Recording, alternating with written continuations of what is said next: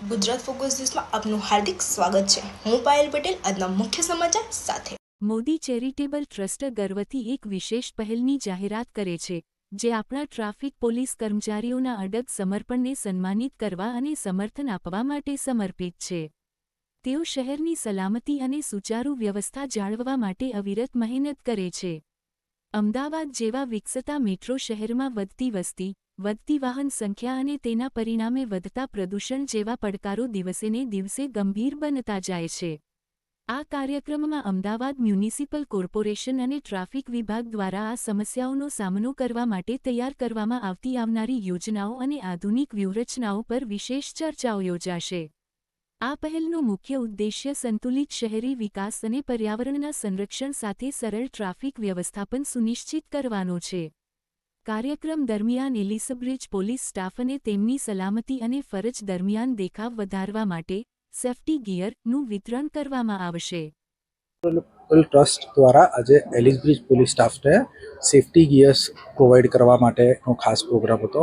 એની સાથે સાથે અમદાવાદમાં જે ટ્રાફિકની સમસ્યા, ટ્રાફિક પોલીસ અને અમદાવાદ મ્યુનિસિપલ કોર્પોરેશનના ફ્યુચરને લઈને શું પ્લાન છે, કઈ રીતના એ લોકો આગલા 1-2 વર્ષમાં અમદાવાદને જોઈ રહ્યા છે, ક્યારે આપણને આ ટ્રાફિક અને આ ડેવલપમેન્ટમાંથી એક સ્મૂથનેસ જોવા મળશે, એના માટે ખાસ આ કાર્યક્રમનું આયોજન કરવામાં આવ્યું હતું। અને એમાં deputy municipal commissioner Shri Ritesh Raval sir હતા, charity commissioner Shri doctor Y B. Singhvi madam હતા, એલિસબ્રિજ પોલીસ સ્ટેશનમાંથી એમ.એન. પટેલ મેડમ પણ હતા અને ઘણી સંખ્યામાં લોકોએ હાજરી રહ્યા અને ઘણી સંખ્યામાં લોકોને ખૂબ પ્રોગ્રામ પસંદ આવ્યો છે। Thank you. ટ્રાફિક સેન્સ તો સાચું કોઈ લોકોએ ધ્યાન રાખવાની જરૂર છે। પોલીસ તેનું કામ કરી રહી છે, વધારે કડક કાર્યવાહી કરશે તો એ લોકોને જ નહીં ગમે, પણ મારે personally traffic DCP Chirag Patel સાહેબ સાથે વાત થયેલી છે। ટૂંક સમયમાં એ લોકો ખૂબ જ આકરા પગલાં લેવા જઈ રહ્યા છે અને મારું માનવું છે કે સેફ્ટી અને સિક્યોરિટી તો આપણા માટે જ હોય છે, બને એટલું એને ફોલો કરવાની આપણે જ જરૂર છે અને આપણે જ સિવિક સેન્સ ક્રિએટ કરવાની જરૂર છે। અત્યારે અમદાવાદ પોલીસ દ્વારા હેલ્મેટ ડ્રાઈવનું આયોજન કરવામાં આવેલ છે।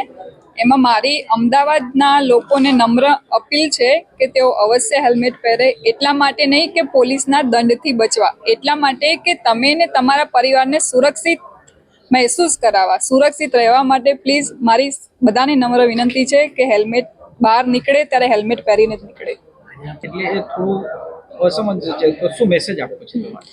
આ બાબતે હું એ કહેવા માંગુ છું કે ક્યારે પણ એક્સિડન્ટ થશે તો એવું નહીં જોવાય કે આગળનો વ્યક્તિ મરશે, પાછળના ને બી ઈજા થઈ શકે છે, એટલા માટે મારું એ કહેવું છે કે પાછળનો વ્યક્તિ બી એનાથી સુરક્ષિત રહે, એટલા માટે હેલ્મેટ પહેરે।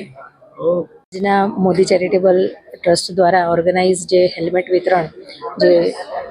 વિતરણનો પ્રોગ્રામ રખાયો હતો ટ્રાફિકના જવાનો માટે, એ એમની કામગીરી બદલ પ્રોત્સાહન આપવા માટે અને એમની નિષ્ઠા બદલ જે પ્રોત્સાહન આપવા માટે કાર્યક્રમ યોજવામાં આવેલો હતો। તે કાર્યક્રમમાં આજે મને ગેસ્ટ ઓફ ઓનર તરીકે બોલાવેલી હતી। તેમાં ડાયસમાં એએમસીના ચેરમેન સાથે અને મેડમ સાથે જે ડાયસ શેર કરી એ બદલ મોદી ચેરિટેબલ ટ્રસ્ટનો આભાર માનું છું। અને આવી જે પ્રોગ્રામ હોય છે એ પ્રોગ્રામો સામાજિક જે બીજા લોકો હોય છે એ લોકો માટે પણ એક પોઝિટિવ મેસેજ આપે છે કે સમાજમાં સારા કામોનું જે તમે એમાં એ લોકોને બિરદાવવામાં આવે છે, એવા કાર્યો કરવા જોઈએ અને ટ્રસ્ટ દ્વારા કામગીરી થાય છે તે બદલ એક ચેરિટી કમિશનર તરીકે મને ખૂબ આનંદ થાય છે। આજે મોદી ચેરિટેબલ ટ્રસ્ટ દ્વારા આમ એવું કહી શકાય કે ખાલી હેલ્મેટ વિતરણ અને એવો એક સામાન્ય પ્રોગ્રામ નહોતો, અને હું એવી રીતે લઈશ, એને એક સિમ્બોલિક તરીકે કરવા માગતા હતા। એ લોકોને એક મેસેજ કન્વે કરવા માગતા હતા કે આપણે સૌએ ટ્રાફિકનું નિયમન કરવું જોઈએ, અને એની શરૂઆત એમણે પણ સિમ્બોલિકલી પોલીસને આપી। એટલે એવું એક મેસેજ કન્વે થતું હતું કે જુઓ, સત્તા પોતે પણ કાયદાનું પાલન કરી રહી છે, અને જે સત્તા પોતે જ કાયદાનું પાલન કરે તો એને ધ્યાને રાખી અને ઇનડાયરેક્ટલી દરેક પ્રજાજનોને એવો મેસેજ કન્વે કરવાનો હેતુ હતો કે ચાલો આપણે સૌ સાથે મળી અને કાયદાનું પાલન કરીએ અને આપણા પોતાના શહેર એટલે કે અમદાવાદ શહેરને ખૂબ જ સારું અને નિયમનકારી અને શિસ્તબદ્ધ કરીએ, એવું આપણે એક મોટો સાથે અને કાયદાનું પાલન કરીએ।